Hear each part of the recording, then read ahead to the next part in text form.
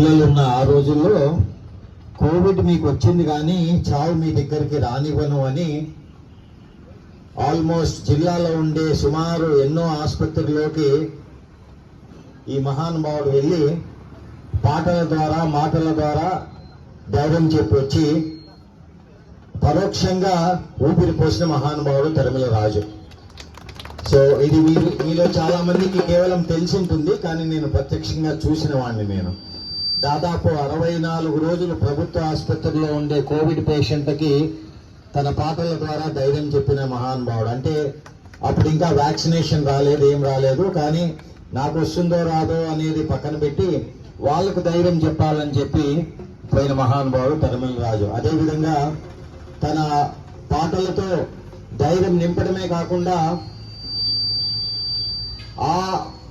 అక్కడ ఉన్న ఆసుపత్రిలో ఉన్న వాళ్ళనే కాకోకుండా సమాజంలో ఉండే ఇబ్బందుల్లో ఉన్న కళాకారులకు, అంటే పెయింటింగ్ కళాకారులు అయితేనేమి, అటువంటి కళాకారులకి ఏ విధమైన పనులు లేవు కాబట్టి తరిమెల రాజు పని కట్టుకొని ఎంతో మంది అనంతపురంలో ఉండే దాతల దగ్గరికి ఆయన వెళ్ళి వాళ్ళ తరఫున లిటరలీ చెప్పాలంటే భిక్షాటన చేసిన వ్యక్తి తరిమెల రాజు. ఎవరి కోసమో, వాళ్ళ జీవితాల కోసం, వాళ్ళకి అన్నం కావాలని భిక్షాటన చేసిన మహానుభావుడు తరిమెల రాజు.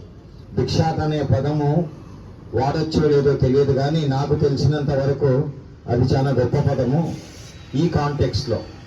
సో ఎంతో మంది పెయింటింగ్ కళాకారులకు, అలాంటి వాళ్ళందరికీ అప్పుడు కోవిడ్ అప్పుడు సరుకులు అందినాయంటే దానికి ఏకైక కారణం తరిమెల రాజు.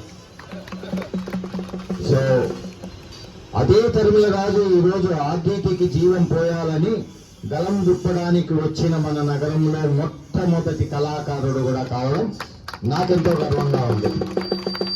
సో మన ఊర్లో ఎవరికన్నా ఊపిరి పోయాలన్నా, ఏ పోరాటానికైనా ఊపిరి పోయాలన్నా తరిమెల రాజు లేనిదే అది జరగదు అనేది మరొక్కసారి నిరూపించినందుకు తరిమెల రాజు నాకన్నా చిన్నవాడే అయినా పాదాభివందనాలు.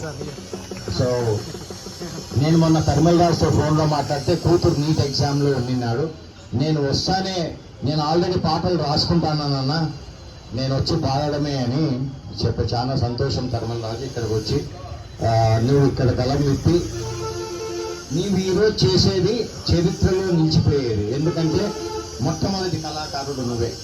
థ్యాంక్స్.